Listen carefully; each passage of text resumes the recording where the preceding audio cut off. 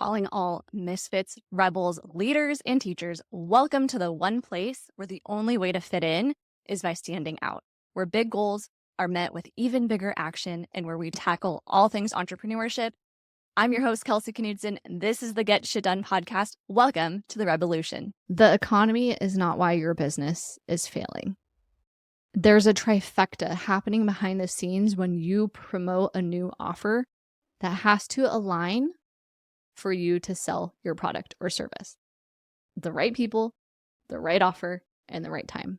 It's easy to hide behind external factors that to some extent have an impact. Are things more expensive? Yeah, it's cyclical. And that's outside of our control. When we're promoting a new thing, whether that's a workshop, service, product, retreat, event, conference, whatever, we need these three things to click into place. And my goal today is to give you some peace of mind and confidence to say, okay, that didn't work, but I know what to change to make it work next time. The first thing that has to click into place is the right people. Let me give an example. You crafted a new thing. Is your audience full of the right people for that offer? Are the people who are engaged in your community at the level of business? Do they have the needs that you're targeting? Are you clear on what needs you're able to solve with this new offer? By the way, if it's a workshop, webinar, freebie, those are all offers. But if your current audience is a bunch of hairstylists and you are creating something for podcast hosts, you don't have the right people. Then the question becomes, if you're not in front of the right people, why are you building what you're building for other people? I've had a handful of people over the years say, I want to start a podcast, help me start a podcast. In my coaching, I've done a little bit of here's how you launch. I don't think any of them have started a podcast because that's not what I actually do best. Just because people are asking for it doesn't mean that you should build it. They may be asking, but they may not realize that's not what they need right now. Sometimes it's a distraction. Sometimes it's a mentor situation where you're further down the road, so they want to learn from you. That's different than saying, no, you should become a podcasting coach. The people who follow you, who know what you do, who have booked you for other things, are those the people that are going to buy this offer you're thinking of? Yes or no? If they are not the kinds of people who are going to buy this offer, is it the right offer? Do you keep that offer and put effort into getting in front of those new people? I'll give another example. Say you are a hair salon owner. You decide to put together a workshop for hair salon owners on leadership. Your audience is hairstylists, solo stylists, people who work other places. That's not the right people. Just because they're in the hair, they don't have the right pain point to resonate with the offer and the solution that you are providing.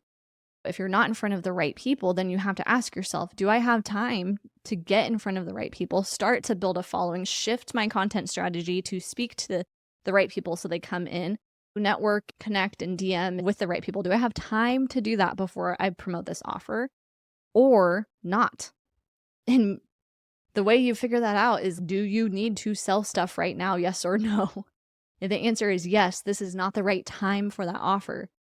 Focus instead on getting in front of those right people, selling something else you already have, build those relationships with the right people. The amount of time it takes between speaking to hairstylists, to speak to salon owners, and getting them to follow your page and convert into something, it takes time. That's not going to happen overnight.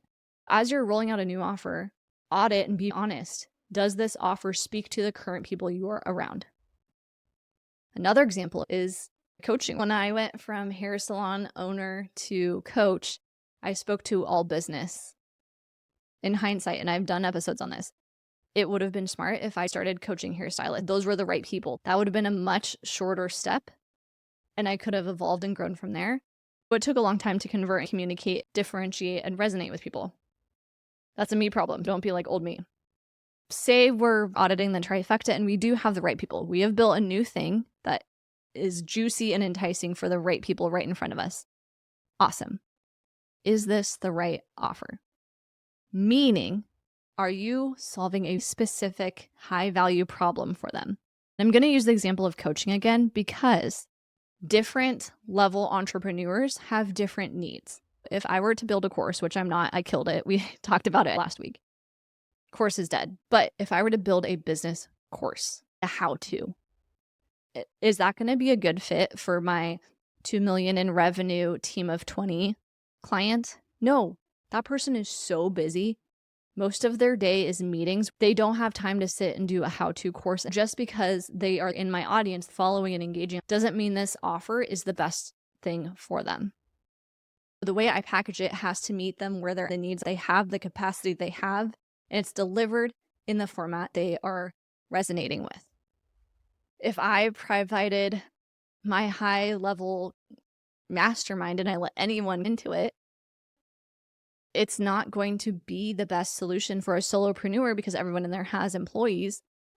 That solopreneur would be inspired by these people, but that's not fair to that person because they're not going to get value.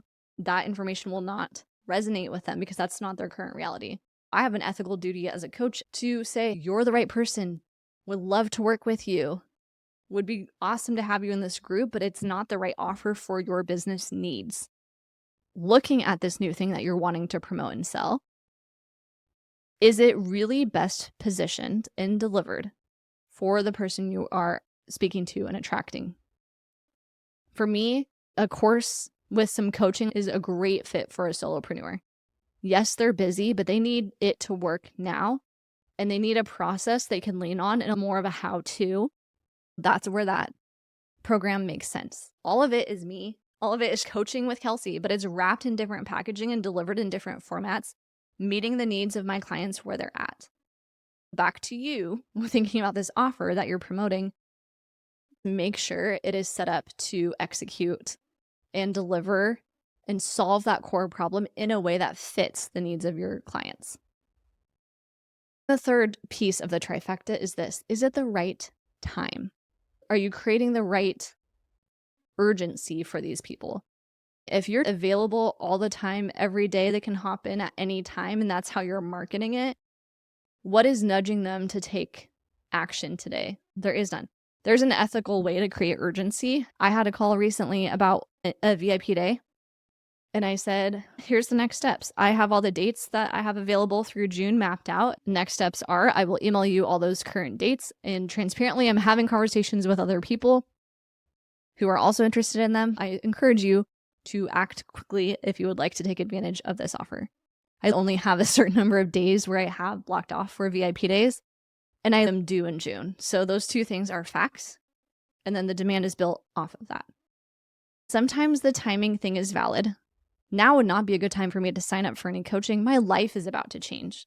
Now is not a good time for me to invest in myself because I need to live this out and see what my new normal is. I may change everything. I may change nothing. It would be inefficient and waste of my time and a potential coach's time to invest right now. Now is not the right time, which means I could have met the right coach. I could love their offer. I could want to work with them, and it's still not the right time. But on the other side, sometimes now is not a good time is just an excuse. It's our job when we're having these sales conversations to weed through that. Is this a valid reason that now is not the time? Or are you scared of this investment? Are you worried you're not going to get your return on this investment? Are you worried you're not going to be able to show up and make the most of this offer that I have? Now you can see if we break down a new offer into those three segments: right people, right offer, right time, boom, magic. I encourage you, if you're listening to this and you've had failed launches, meaning you didn't have as many people say yes to the thing as you had hoped, before blaming the Instagram algorithm, the economy, or the price of eggs, really break through all these sections. Were you selling it to the right people? Did you build the right offer for those people? And was it the right time for those people to take action? That's it. I was talking to someone the other day. They were engaging in a sales conversation, and this person took the route of providing a lot of value, helping them out, and then saying, if you want to book a couple calls with me, I can help you out. My rate is $50 an hour. And I'm sure from the coaching perspective, that person was like, that's enough to make my time worthwhile, but not too expensive where it's a no-brainer. The client said no. And what's crazy is I would have paid double that if I actually got value from this person. Isn't that nuts? I challenge you to think about this stuff. I know it can be emotional to have a failed launch. I've been there. But this justification we provide to scoot away from the root cause because we don't want to face it Let's acknowledge the fact that we do want to fix it. If you recently had a failed launch and you're really passionate about the thing that you put out there and you want to do it again, why wouldn't you want to do it better? It's one of the right people, right offer, right time. It's probably not the pricing. It did not fail because it was too cheap or too expensive. We hide behind that excuse. That feels better because then that's a them thing, not an us thing. Odds are it was one of the 3 pieces of the trifecta, a miss. What it comes down to is if you solve a core problem for someone and you are a hell yes for them, they will find a way. And if not, it's not a discount. That's not why they're choosing to do your thing or not do your thing. It's actually because you're not providing the right package of value and you don't have the heart to tell you that. So the trifecta can be a helpful tool after you launch something that doesn't quite work out or before you're considering launching. If you're going to build something new, pause and ensure that you are selling it to the people right in front of you who are a good fit for this offer. That the offer speaks to them, solves a problem, and is wrapped in a package that makes sense for their needs. The timing and urgency is there and it's ethically done in a way that says, yes, now is the time. Let go of some of the pricing BS because whether you put a 7 or a 9 at the end of it really doesn't make a huge difference. It's so much more. You're vibing. I can help you. You understand how, and I'm delivering it in an easy way that makes sense for your life. Think through this lens. It's going to be helpful next time you promote something and it starts to break away all these excuses that are holding you back from your potential.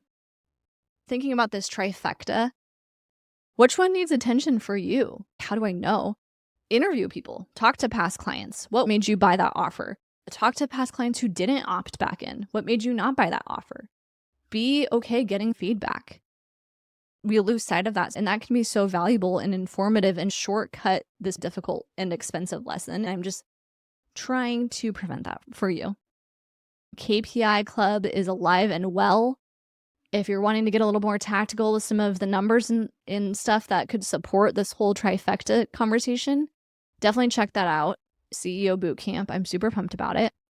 I would love to see you in there. And keep rocking. Thanks for being a part of the Get Shit Done Rebel-ution. My hope is this episode sparked a fire in you, equipped you with some practical next steps, or inspired you to take action towards your goals. If it did, please help spread the word by sharing this episode or leaving a review on Apple, Spotify, YouTube, or wherever you're tuning in. Now it's time for me to hand over the keys and let you get shit done.